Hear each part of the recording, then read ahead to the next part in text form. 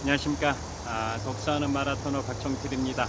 자, 이곳 한강 자전거길 풍납포성 나들목 근처에서 자전거를 타고 제가 서쪽 방향 잠실 나들목을 경유해서 잠실 석촌호수 방향으로 자전거를 타고 이동하면서 계속 촬영하도록 하겠습니다. 자, 현재 시각은 2023년 8월 6일 일요일 저녁 8시 44분입니다. 자, 자전거를 타고 힘차게 출발하도록 하겠습니다. 제 자전거가 저기 뒤에 세워져 있습니다. 화이팅!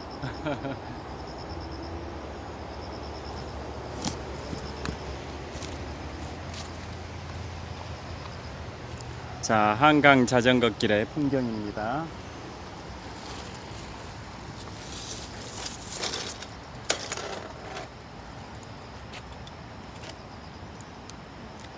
자, 힘차게 출발하겠습니다. 제가 오늘 저녁 현재 시각은 2023년 8월 6일 일요일 저녁 8시 45분인데요. 제가 오늘은 제가 지금부터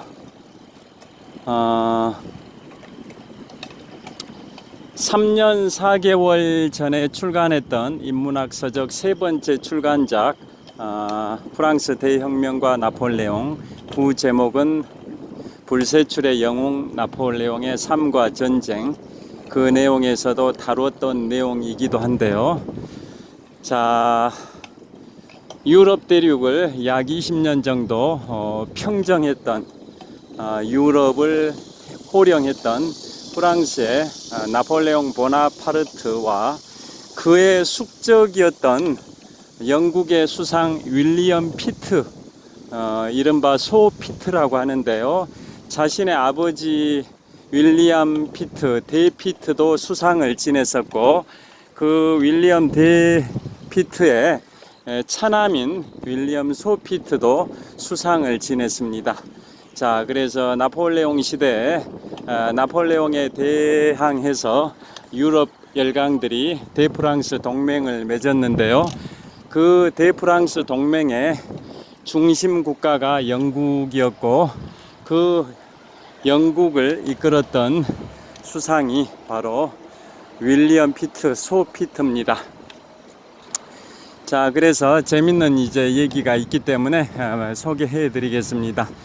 자, 먼저 프랑스의 나폴레옹을 간단히 소개해 드리면, 나폴레옹은 1769년생이고 25살의 나이가 된 1794년에 장군이 됩니다.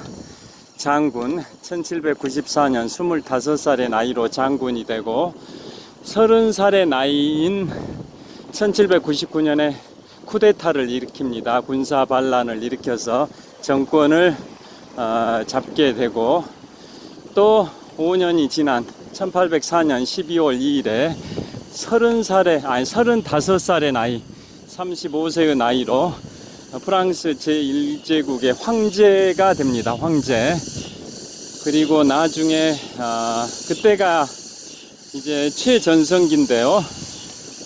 그 뒤로 이듬해인 1805년 12월 2일에 이른바 아우스터리츠 전투, 나폴레옹이 최고의 영광을, 나폴레옹에게 또 프랑스에게도 최고의 영광을 가져왔던 전투가 1805년 12월 2일에 아우스터리츠 전투고, 그 뒤로 나폴레옹의 전성기가 계속되다가 1812년 러시아 원정에서 실패하고, 또 1813년 라이프치 전투에서도 패배하면서 1814년 5월 4일에 지중해 엘바섬으로 유배가 되는데요.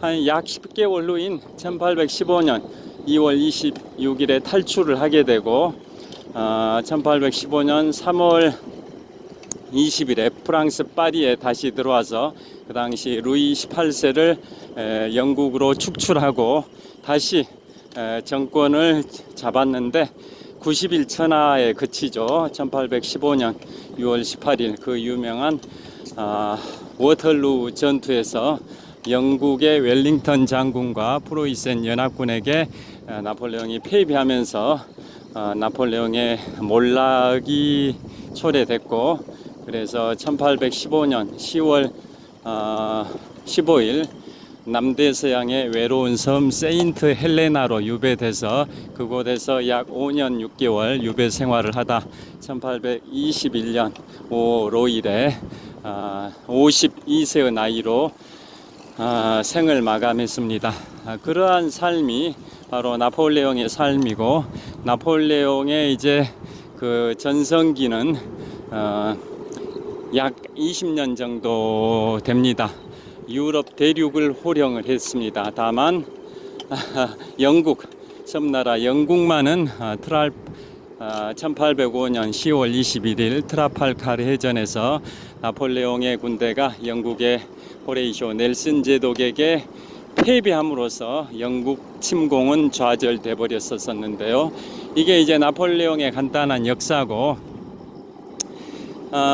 이에 대비해서 아까 말씀드렸던 영국의 윌리엄 피트, 소피트, 아버지도 윌리엄 데피트도 영국에 수상을 했고, 그 윌리엄 데피트의 차남이었던 윌리엄 소피트도 영국에 수상을 하는데요.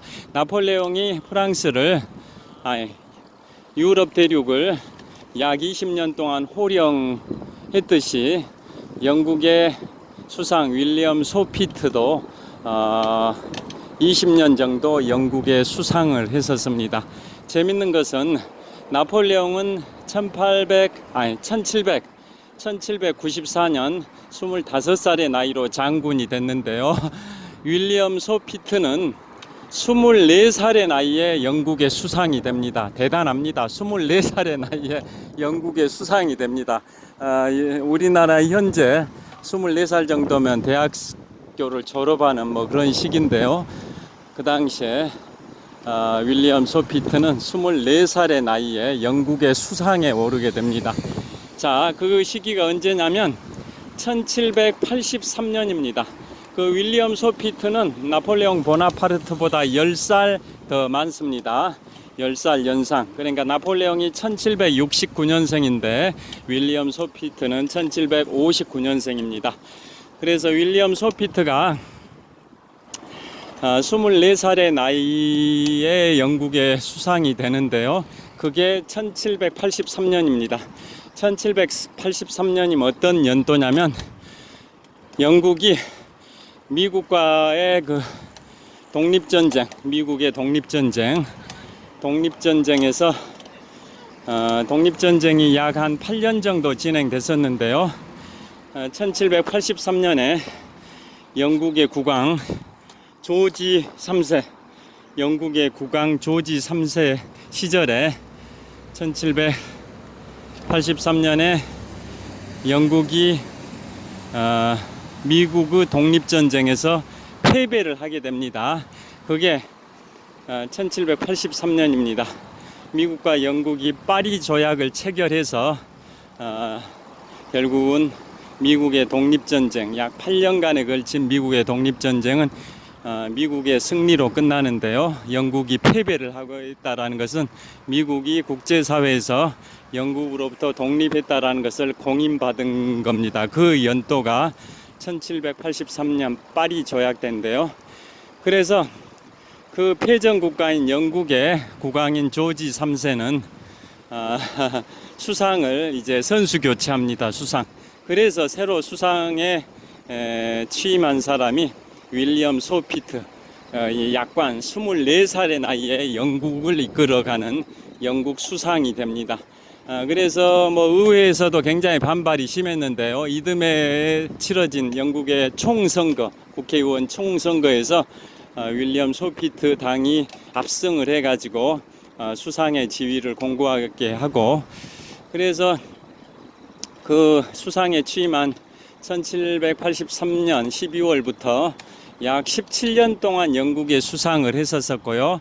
그 과정에서 프랑스의 대혁명이 일어났었고, 또 나폴레옹이라는 불세출의 영웅이 탄생해가지고 유럽 열강에 프랑스 대혁명의 정신인 자유평등 박애의 정신을 퍼뜨리려고 하니까 유럽 열강들은 그러한 자유평등 박애의 정신이 유럽 열강에 퍼지게 되면 전제 군주정이 무너지고 공화정이 돼가지고 기존의 그 통치자 또 귀족들은 몰살을 당할 수도 있다라는 그런 위기감을 갖게 된 거죠.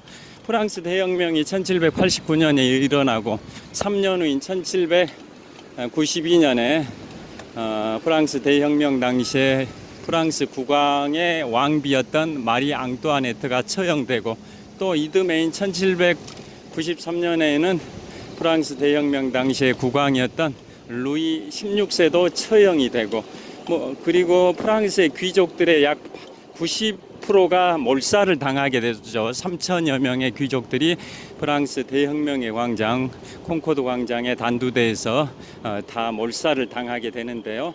그걸 주도했던 인물이 이제 그러한 와중에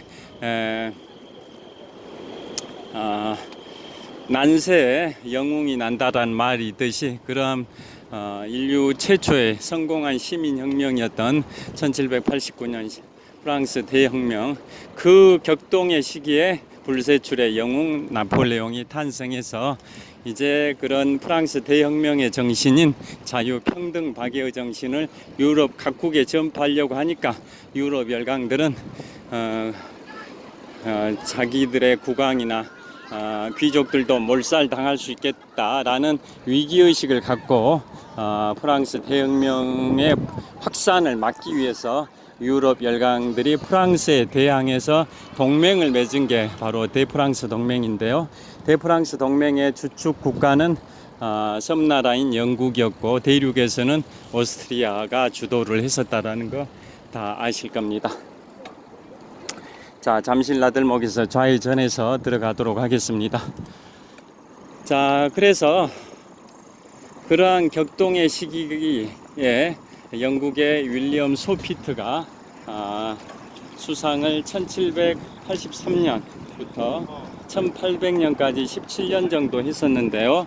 1800년에 와서는 그 윌리엄 피트가 국왕과 종교 문제 때문에 국가의 종교 문제, 개인의 종교 문제가 아니라 영국, 잉글랜드 국가의 종교 문제 때문에 윌리엄 소피트 수상이 국왕과 갈등을 맺어서 결국은 수상에서 물러나게 되고, 자, 현재 잠실 나들목 통과하고 있습니다.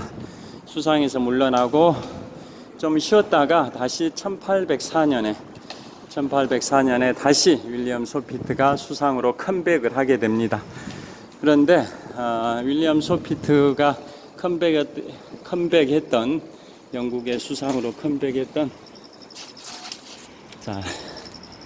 1804년 신호가 바뀌었습니다. 여기 올라간 다음에 말씀드리겠습니다.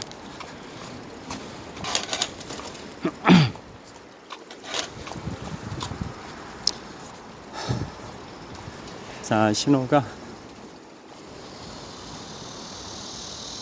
파란불이 바뀌어 버렸습니다.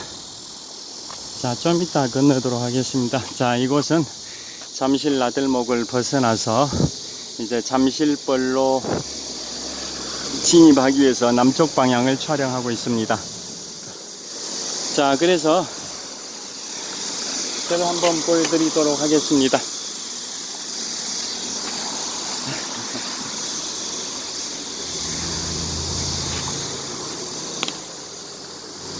자, 이곳 잠실 나들목에서 나와서 이곳 공사하고 있는 안내판을 촬영하고 있습니다.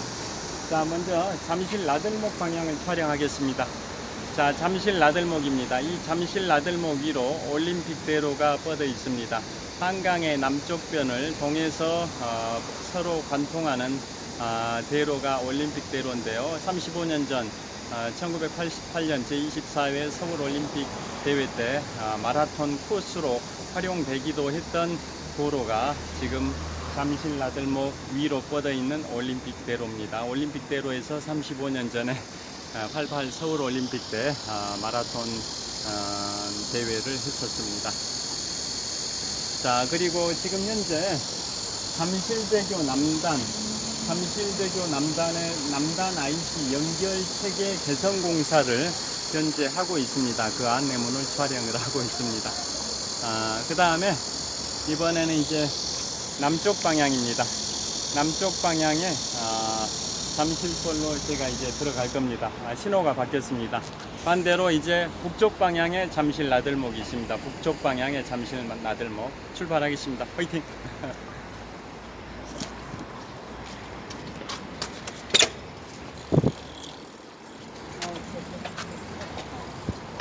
자, 여기에서 여기를 통과한 다음에 촬영을 하도록 하겠습니다. 자, 파란불 신호 건너고 있습니다.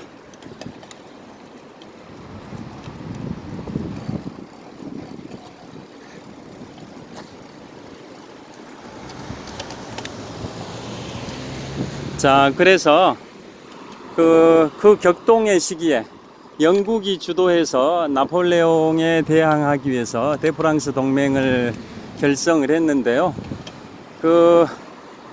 윌리엄 소피트 수상 시절에 윌리엄 소피트가 대프랑스 동맹을 주도를 했었습니다. 그런데 1800년에 영국의 국왕과 윌리엄 소피트 수상 간의 갈등, 국가의 종교 문제 때문에 갈등이 초래돼서 수상직에서 물러났었는데요. 그런데 4년 후인 1804년에 영국과 프랑스가 이제 큰 전쟁을 치르게 됐습니다. 그래서 윌리엄 소피트 수상이 다시 수상으로 컴백을 하게 됩니다. 그리고 그해 1804년 12월 2일에는 나폴레옹 보나파르트가 프랑스 제1제국의 나폴레옹 황제의 즉위를 합니다. 황제가 됩니다.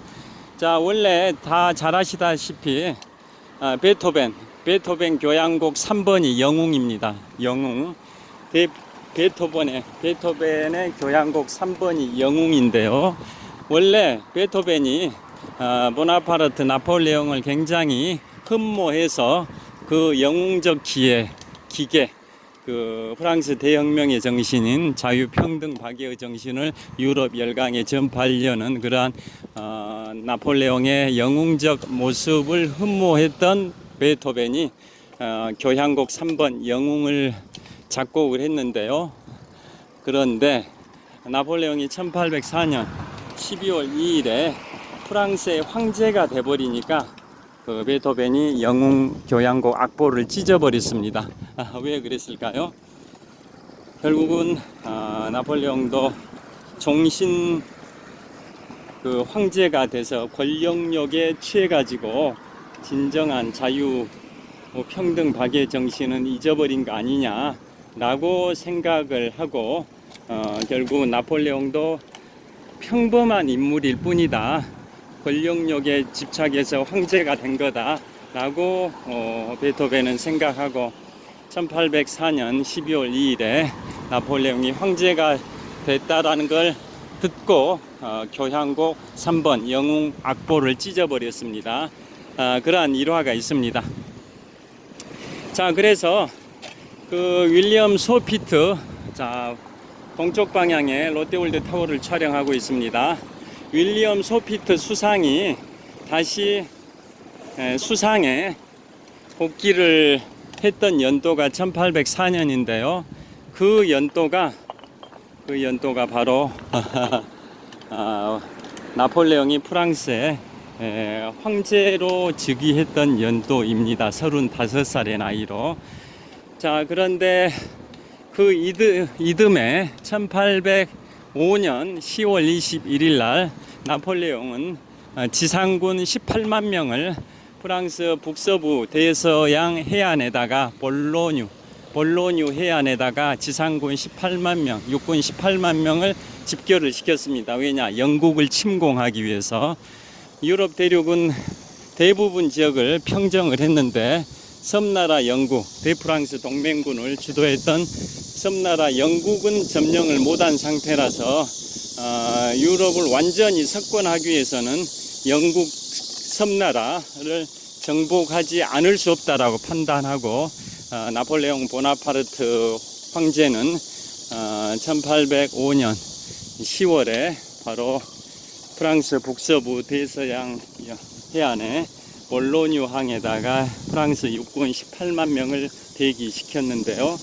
그런데 그 당시만 하더라도 해상 제해권, 그 영불 해협의 해상 제해권은 영국, 세계 최강의 해군을 자랑하는 대영 제국의 영국이 해상 주도권을 가지고 있었죠. 제해권이라고 하죠. 제해권.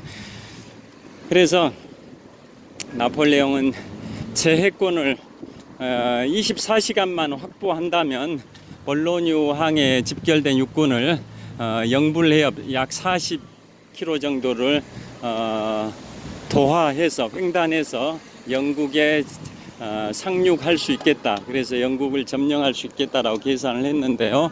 그건 오산이었습니다. 그래서 1805년 10월 21일에 트라팔카르 해전에서 영국의 호레이쇼 넬슨 제독이 프랑스의 밀레브 제독과 스페인 연합 함대를 트라팔카르에서 격침시켜서 세계 3대 해전 중에 하나인 트라팔카르 해전에서 영국의 호레이쇼 넬슨 제독이 프랑스 스페인 연합 함대를 격침시켜 가지고 결국은 나폴레옹의 영국 상륙 계획은 물거품이 돼버렸습니다. 그런데 그로부터 딱 6주 후에 나폴레옹에게 최고의 영광을 가져온 전투가 있습니다. 나폴레옹이 그런 명언을 남겼습니다. 1821년 5월 5일 세인트 헬레나에서 쓸쓸히 52세 나이로 생을 마감하기 전에 어떤 명언을 남겼냐면, 내 평생 40번 싸워 이겼다는 명예는 워털루 에페베로 모두 사라졌다. 그러나 영원히 남을 것이 하나 있다. 그것은 나의 민법전이다. 라는 명언을 남겼을 정도로 나폴레옹의 민법전은 굉장히 유명하고 세계 3대 성문법 중에 하나이기도 한데요.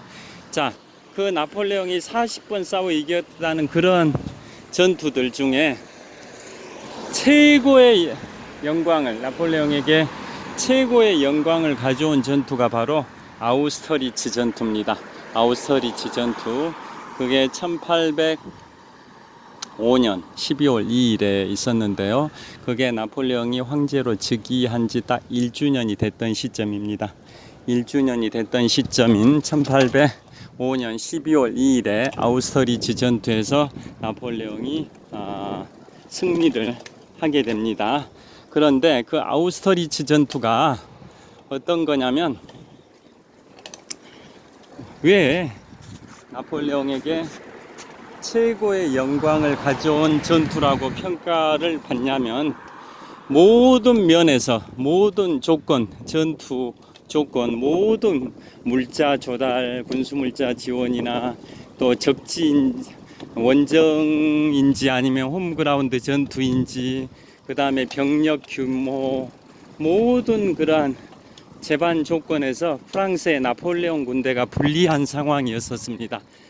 그런데 그걸 극복하고 나폴레옹이 압승을 했던 전투가 1805년 12월 2일 아우스터리츠 전투인데요. 나폴레옹에게 최고의 영광을 가져온 전투고, 그 아우스터리츠 전투에서 승리한 그 날짜는 프랑스의 나폴레옹이 황제에 즉위한 지 딱 1주년이 된 시점입니다. 1주년 축하 승리가 바로 아우스터리츠 전투인데요.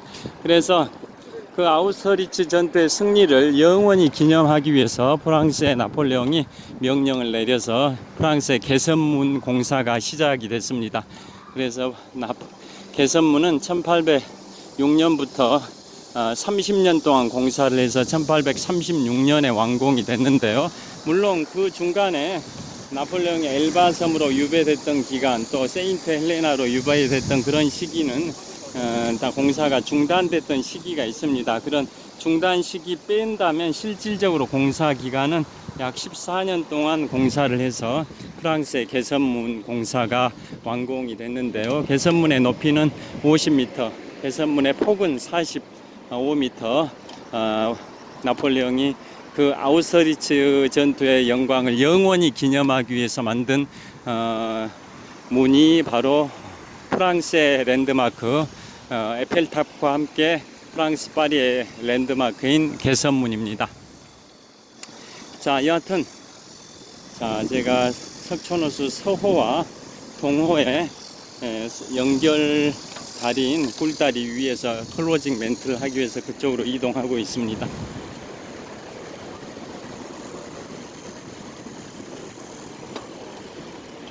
자, 여하튼 그래서 그 아우스터리츠 전투가 대단한 전투인데요. 어떤 내용이냐면 그게 프랑스의 나폴레옹이 영국을 점령하기 위해서 지상군을 18만 명을 대기시키고 해상 제해권을 24시간만이라도 확보하려고 시도했는데 1805년 10월 21일 트라팔가르 해전, 세계 3대 해전 중에 하나인 트라팔가르 해전에서 영국의 호레이쇼 넬슨 제독한테 프랑스와 스페인 연합 함대가 패배함으로써 영국 상륙은 좌절이 됐는데요.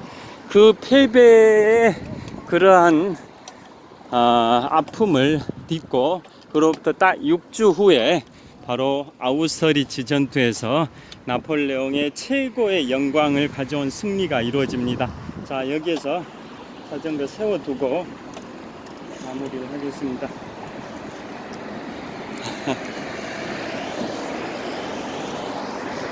자, 이제 헬멧을 좀 벗도록 하겠습니다.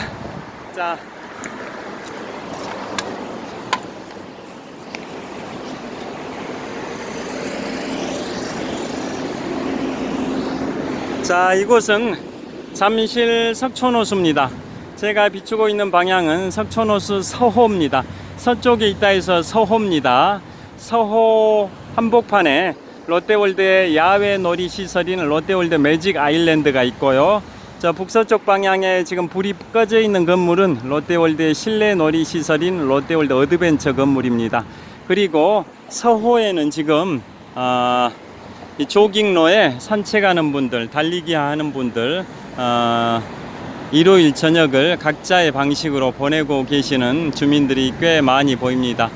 조깅로 보이시죠? 이곳은 잠실 석촌호수 서호 북쪽 조깅로입니다. 반대로 지금 비추고 있는 방향은 잠실 석촌호수 서호 남쪽 조깅로를 비추고 있습니다. 그리고 서호 한복판에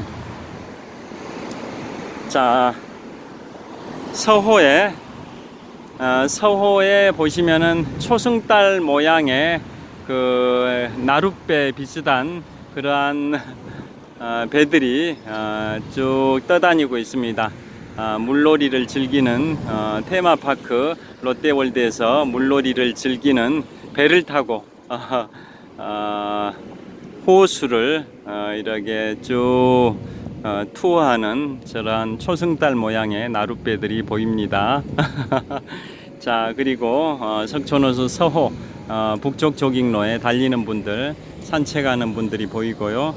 이곳은 바로 석촌호수 서호입니다. 그리고 서호 서쪽변의 저 초고층 아파트들은 지금부터 15년쯤 전에 잠실 주공 4단지 아파트가 재건축 입주 완료한 레이크 팰리스 아파트입니다. 호수 궁전이라는 의미를 담고 있는 레이크 팰리스 아파트들입니다. 자, 그 다음에 이번에는 동호 방향을 촬영해 보겠습니다. 동호. 자, 제가 동쪽 방향 석촌호수 동호 방향을 촬영하고 있고요. 이 동호와 지금 이 서호를 연결하는 굴다리가 있습니다. 이 굴다리 길이가 한 30-40m 되는데요. 굴다리 위로 지금 보고 계시는 송파대로가 뻗어 있습니다. 자, 제가 현재 북쪽 방향인데요. 전방 500m 지점에 잠실대교가 있고 1km 지점에 잠실대교 남단이 있습니다. 그 다음에 남쪽 방향 이 송파대로를 타고 남쪽으로 약 8km 가면 지하철 8호선 복정역에서 경기도 성남시와 서울시 송파구가 이제 경계선입니다. 그 다음에 지금 롯데월드타워 123층 555m 높이 기준 세계 5위 규모 롯데월드타워인데요. 롯데월드타워는 동호의 북쪽변에 있습니다. 동호의 북쪽변에. 자, 동호의 북쪽변에 있는 롯데월드타워입니다. 자, 남쪽 자, 송파대로 남쪽 방향을 촬영하고 있습니다. 자, 송파대로 남쪽 방향을 촬영하고 있고요. 반대로 이번에는 송파대로 북쪽 방향을 촬영하고 있습니다. 잠실역 방향입니다. 잠실대교 남단 방향을 촬영하고 있습니다. 자, 그 다음에 이번에는 롯데월드 타워를 촬영하고 있습니다. 잠실 석촌호수 동호 북쪽변에 있는 롯데월드 타워를 촬영하고 있습니다. 자, 잠실 석촌호수 동호 북쪽변에 있는 롯데월드 타워를 촬영하고 있습니다. 123층 555m 높이 기준 세계 5위 규모 OECD 국가 38개 회원국 중에서는 가장 높은 빌딩 롯데월드 타워를 촬영하고 있습니다. 롯데월드 타워는 석촌호수 동호의 북쪽변에 있습니다. 자, 롯데월드 타워입니다. 자, 다시 송파대로 북쪽 방향입니다. 잠실역과 잠실대교 남단 방향을 촬영하고 있습니다. 자, 반대로 이번에는 송파대로 남쪽 방향을 촬영하고 있습니다. 자, 이번에 다시 석촌호수입니다. 자, 석촌호수 서호입니다. 서호. 자, 제가 지금 서 있는 곳은 잠실 석촌호수 동호와 서호를 연결하는 굴다리 위에서 서호를 촬영하고 있습니다. 서쪽 호수 서호 서쪽 방향을 촬영하고 있습니다. 자, 자, 그래서 다시 말씀을 이어가겠습니다. 그래서 그 아우스터리츠 전투가 얼마나 대단하기에 나폴레옹이 그런 명언을 남겼냐면 내 평생 40번 싸워 이겼다라는 명예는 워털루의 패배로 모두 사라졌다. 그러나 영원히 남을 것이 하나 있다. 그것은 나의 민법전이다. 라고 나폴레옹이 1821년 5월 5일 세인트 헬레나에서 52세의 나이로 쓸쓸하게 생을 마감하기 전에 했던 명언인데요. 그 정도로 나폴레옹은 평생 40번 승리를 했는데 그 중에 최고의 영광을 가져온 전투가 1805년 12월 2일에 아우스터리츠 전투입니다. 그래서 그 아우스터리츠 전투는 어느 지역에 위치하고 있냐면 아우스터리츠가 지금으로 치면 체코입니다. 체코인데 그 당시에는 오스트리아 겸 신성 로마 제국의 영토였습니다. 자, 이 오스트리아 겸 신성 로마 제국의 영토였던 아우스터리츠에서 전투가 벌어졌는데요. 그 전투에서 프랑스의 나폴레옹이 오스트리아 국왕 겸 신성 로마 제국의 황제인 프란츠 2세와 러시아의 알렉산드르 1세 황제의 연합군을 상대로 나폴레옹이 싸워서 승리를 했었습니다. 모든 조건에서 프랑스가 불리했지만 나폴레옹이 그걸 극복하고 승리를 했기 때문에 최고의 영광, 나폴레옹 자신뿐만 아니라 프랑스 제국에도 최고의 영광을 가져왔던 전투가 바로 아우스터리츠 전투입니다. 그래서 그 전투를 다른 말로 삼제회전이라고 칭하기도 합니다. 3명의 황제가 모여서 격돌했다. 석삼자, 황제제자, 모일회자, 싸울전자, 삼제회전. 3명의 황제가 맞붙었다. 이런 뜻인데요. 프랑스 제1제국의 나폴레옹 보나파르트 황제, 그 다음에 신성 로마 제국의 프란츠 2세 황제, 러시아 제국의 알렉산드르 1세 황제, 러시아하고 신성 로마 제국이 연합군을 형성해서 프랑스와 싸웠는데요. 프랑스가 모든 조건에서 불리했지만 승리했습니다.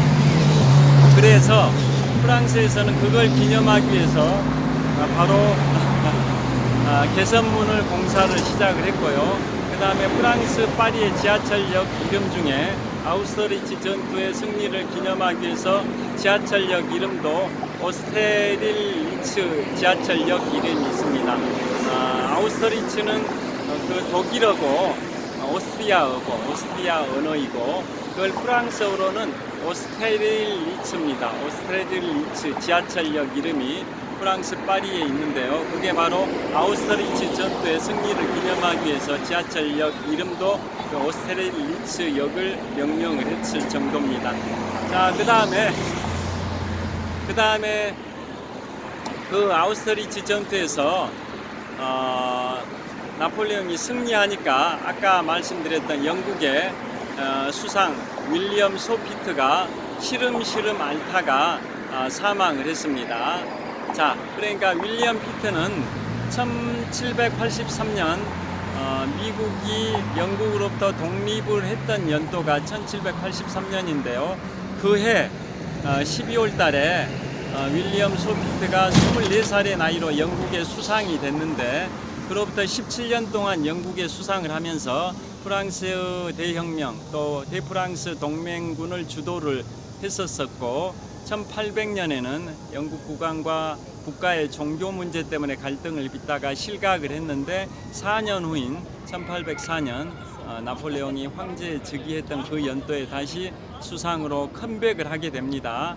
그런데 그 이듬해인 1805년 12월 2일에 나폴레옹이 황제 즉위 1주년을 맞이해서 승리를 했던, 나폴레옹에게 최고의 영광을 가져왔던 아우스터리츠 전투에서 나폴레옹이 승리해버리자 대프랑스 동맹군을 주도했던 영국의 수상 윌리엄 피트는 시름시름 앓다가 아우스터리츠 전투로부터 약 50여일 후에 사망을 합니다.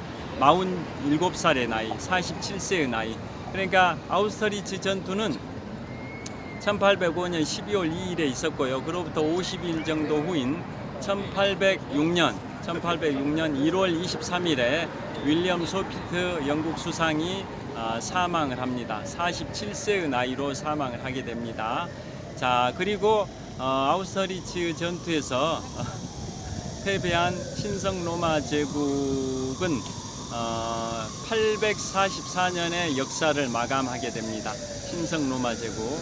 신성 로마 제국은 그건 잘 아시다시피, 제가 왜 저쪽을 계속 보고 있냐면 제 가방이 제대로 있는지, 자전거가 제대로 있는지 보기 위해서 계속 두리번거리고 있습니다. 자, 독일의 제국이 총 제1제국, 제2제국, 제3제국까지 있는데요. 신성 로마 제국이 제1제국입니다. 그 신성 로마 제국은 서기 962년에 오토 1세에 의해서 창건이 됐죠. 신성 로마 제국은 서기 962년에 오토 1세에 의해서 신성 로마 제국이 창건이 됐는데요.